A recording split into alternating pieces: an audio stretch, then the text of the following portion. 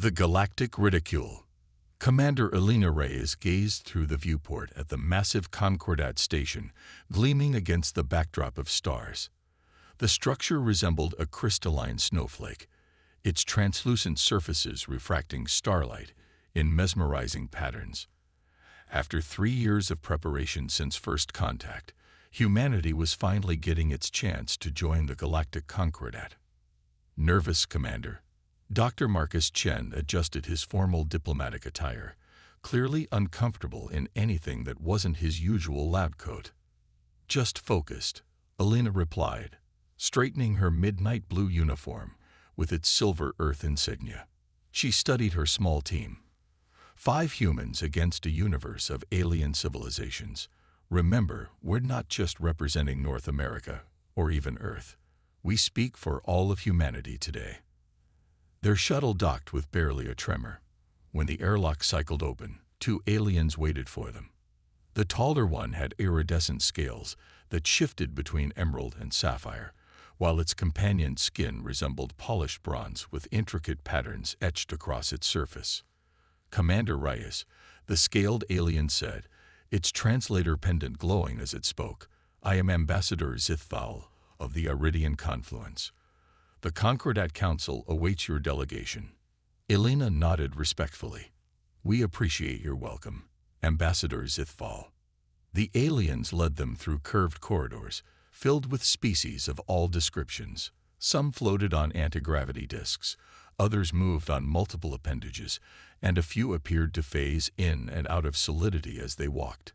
Elena had studied the major Concordat species, but seeing them in person made her realize how truly alien they were. Dr. Chen whispered, I count 14 different respiratory systems just in this corridor. Fascinating.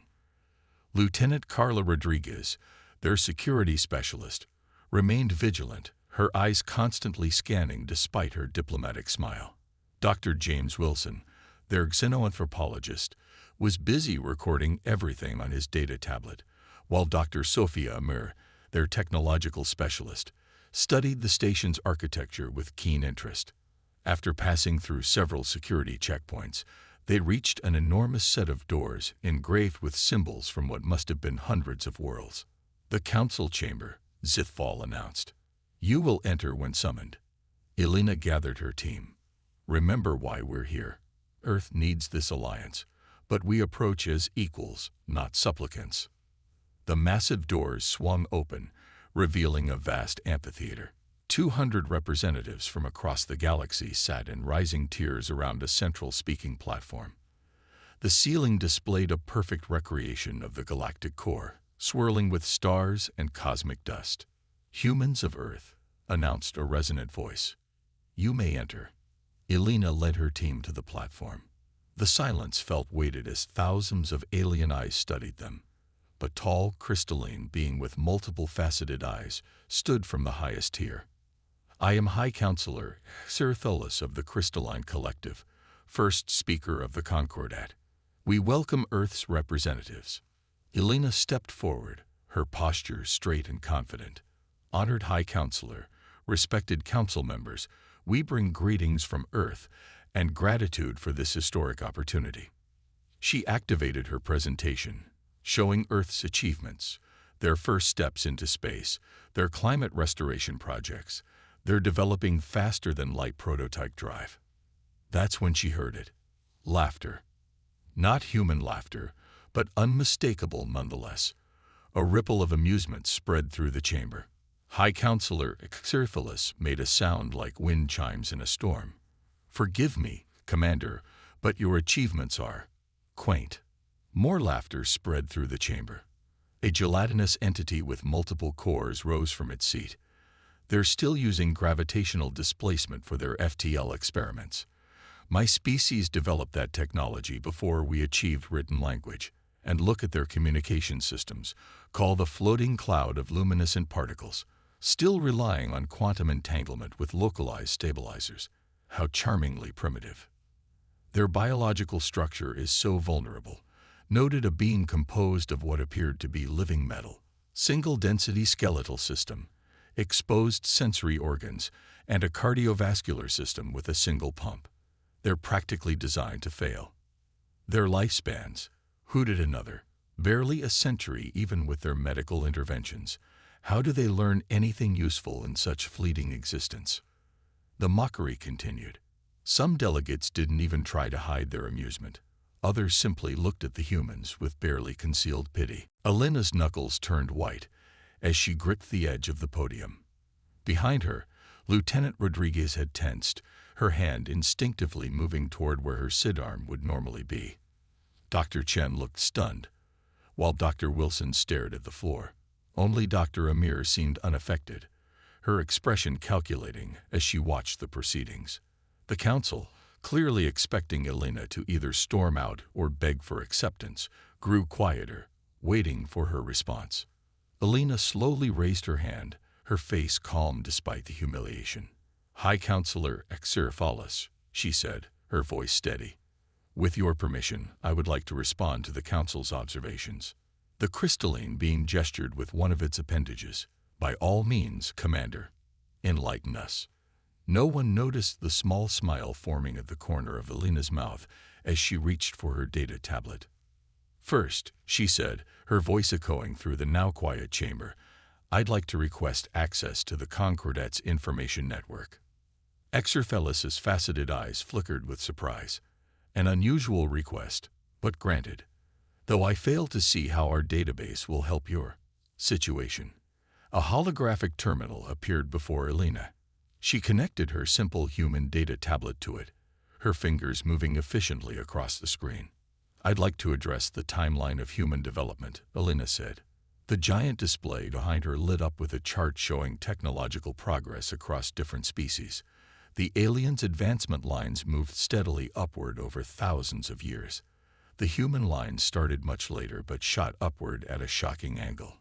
"As you can see," Alina continued, "humans went from first powered flight to landing on our moon in 66 years. From discovering radio to developing quantum communications in under 120 years. Murmurs spread through the chamber. A delegate with 6 limbs and bioluminescent patches stood. "Quick progress from a primitive starting point is hardly impressive." Alina nodded. "Fair observation. But consider this." She touched her tablet again, and the display changed to show adaptation rates when faced with obstacles. The average Concordat species takes approximately 3 to 5 generations to implement significant technological changes when facing new challenges. Humans typically do it within a single generation. The chamber grew quieter. Some delegates leaned forward. "Dr. Chen, would you share your findings?" Alina asked. Marcus Chen stepped forward, his scientific confidence overcoming his earlier discomfort. "My analysis of Concordat biological records shows something fascinating. Most spacefaring species evolved in relatively stable environments, with few apex predators and steady resource availability." He displayed comparative neural scans. "Your neural pathways favor careful, methodical thinking, very efficient for steady progress."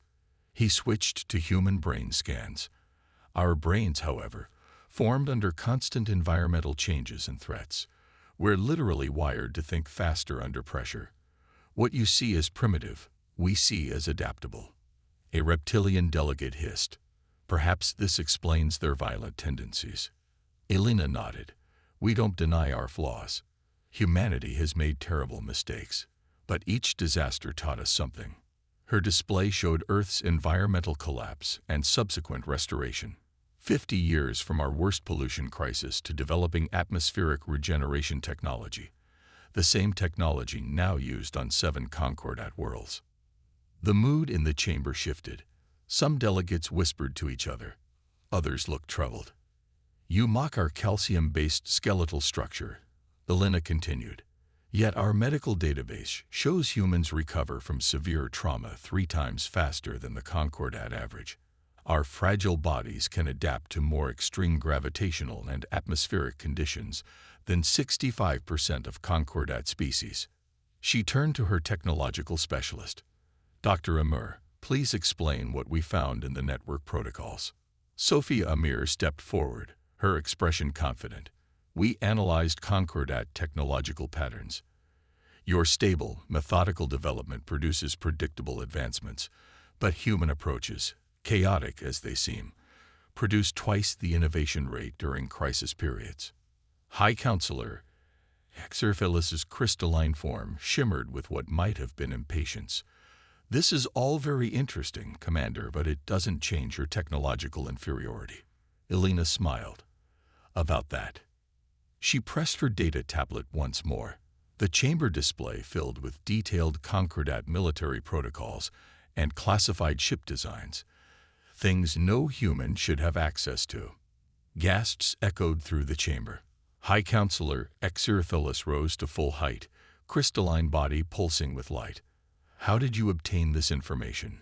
These files are protected by our highest security measures. Elena shrugged slightly. The same encryption architecture you've used for the past 200 years. It took our cryptographers 6 weeks to break it. Shocked whispers spread throughout the chamber as the implications became clear. This supposedly primitive species had been reading their secure communications. We've known about the Concordat for much longer than you've known about us, Elena said quietly. The silence that followed was absolute. And that was when the real diplomacy began. The human advantage. The council chamber erupted in chaos. Delegates shouted questions and demands. Security officers moved closer to the human team, and emergency communication terminals lit up across the chamber. High Counselor Xerphilis raised all 4 of his crystalline appendages for silence, but it took several minutes before order returned. Explain yourself, Commander Reyes, the High Counselor demanded, his voice resonating with harmonic undertones that signaled extreme agitation. You claim your species has been monitoring Concordat communications. Such actions could be considered an act of war. Elena remained composed. Not monitoring, High Counselor. Learning. Preparing. Your deep space beacons have been broadcasting unencrypted telemetry data for centuries. We simply listened. She gestured to her team. Dr. Wilson, please share your findings.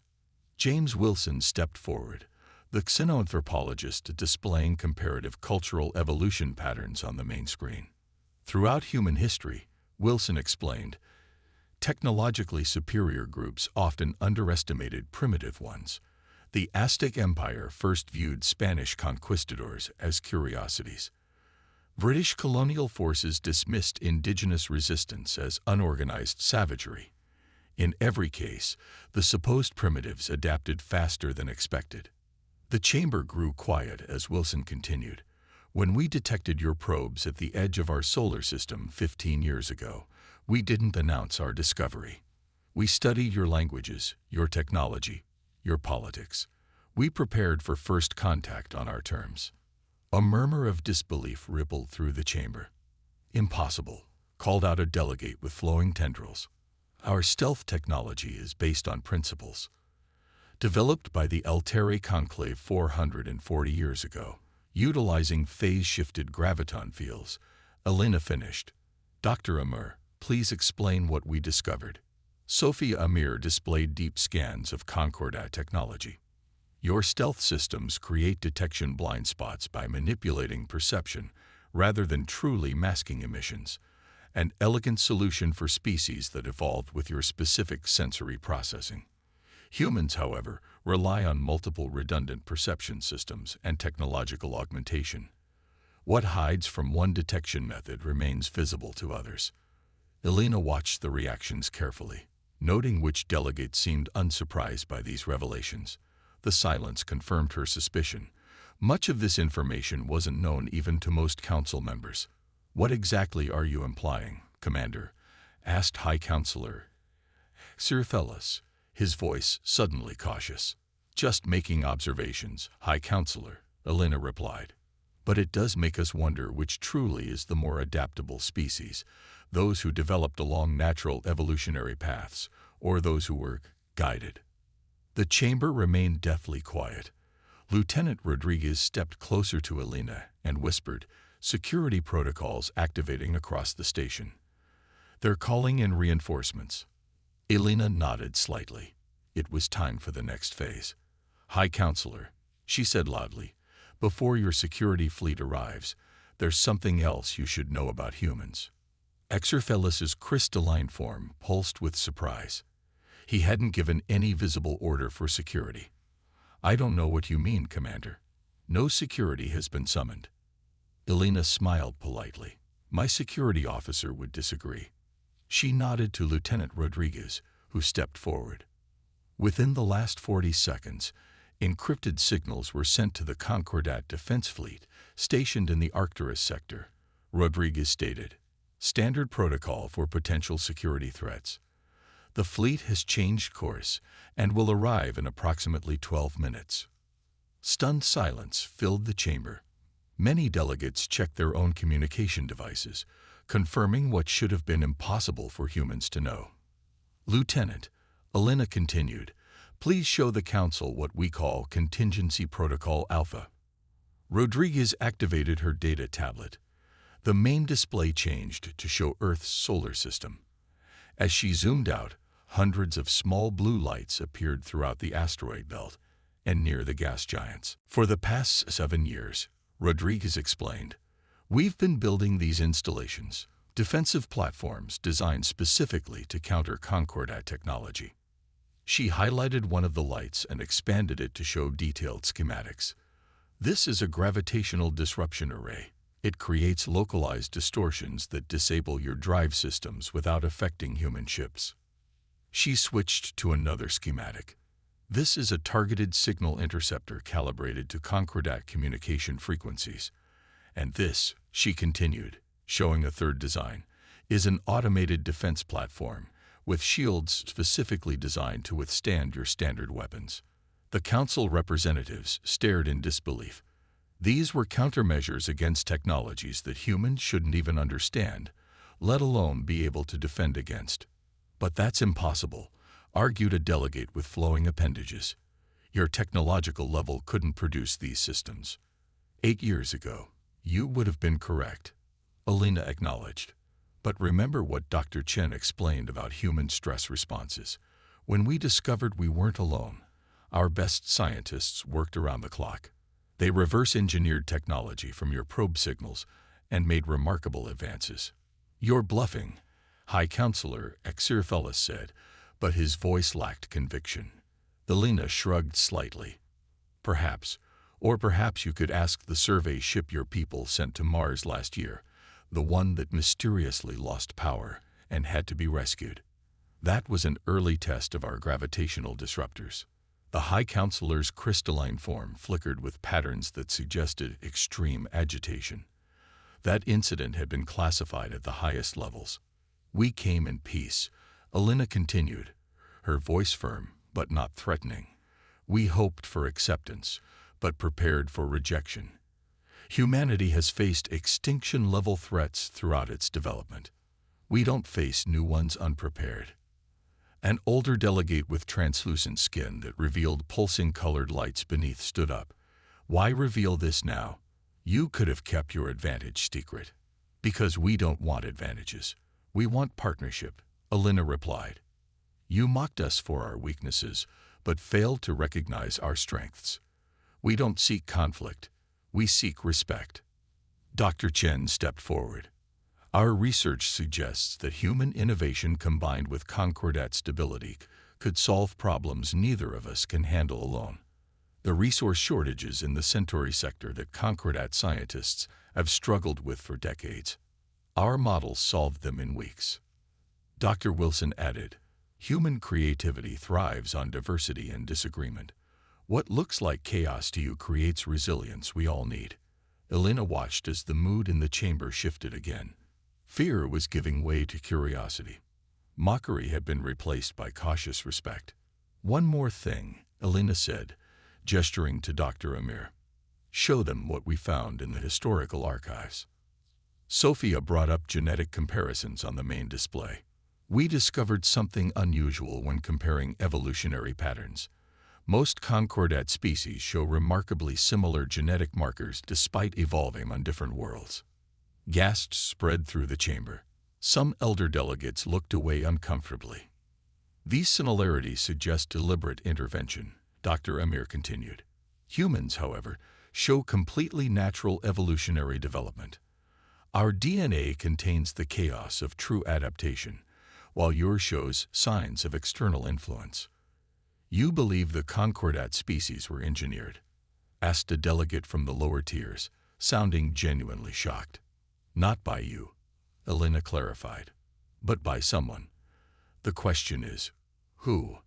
The chamber remained silent as the implications sank in. Elena had just revealed that humans had discovered one of the Concordat's most deeply buried secrets, that most of its member species had been subtly guided in their evolution by an ancient, now vanished civilization that the Concordat referred to only as the precursors. High Counselor Xerphilis's crystalline form pulsed with complex patterns. After a long moment, he spoke. Commander Reyes, I believe it would be prudent to recall our security fleet and continue this conversation more productively. Elena nodded. I think that would be wise, High Counselor. After all, we have much to learn from each other. 3 hours later, Elena sat with the High Council in a private chamber. The tone had shifted dramatically from mockery to cautious respect. Your species presents an unprecedented situation, High Counselor Xerphilis admitted. No species has ever joined the Concordat while possessing countermeasures to our technology. And no species has ever been admitted while knowing the truth about the precursors, added Counselor Marathar, an ancient being of pure energy contained within an ornate vessel. Perhaps that's exactly why we should join, Elena suggested.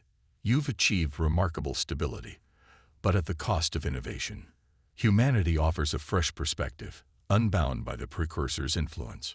Or perhaps, said a counselor whose form resembled a collection of geometric shapes, you're exactly what the precursors were trying to prevent. A species too adaptive, too unpredictable. Elena smiled. Then I suggest you take the opportunity to guide that unpredictability toward mutual benefit, rather than opposition. The council members exchanged glances. We will need to establish new protocols, Xerphilis said finally. Your defensive systems will remain, but under joint oversight. Knowledge of the precursors will remain restricted, and your scientists will work with ours to explore this unique human adaptability. Agreed, Elena said, with one condition. Earth joins as a full member, not a probationary one. We come as equals or not at all. After a long pause, Xerphilis extended a crystalline appendage. Welcome to the Galactic Concordat. Commander Reyes, I suspect the galaxy will never be quite the same. As Elena took the alien's appendage in a formal handshake, she couldn't help but smile. What had begun with mockery had transformed into the beginning of a new era, not just for humanity, but for all spacefaring civilizations. Lieutenant Rodriguez leaned close and whispered, "Not bad for primitive apes with calcium skeletons." Elena suppressed a laugh. Just wait until they see what we do next. 2 years later, the first joint human Concordat expedition departed for unexplored space. Their mission: to investigate anomalies that might lead to the mysterious precursors. The ship's name, emblazoned on its hull in multiple languages, proclaimed its purpose to the stars: limitless horizon. And in that moment, the relationship between humanity and the galaxy had changed forever. What began with ridicule had transformed into a partnership that would reshape the cosmic order for millennia to come. The end was just the beginning.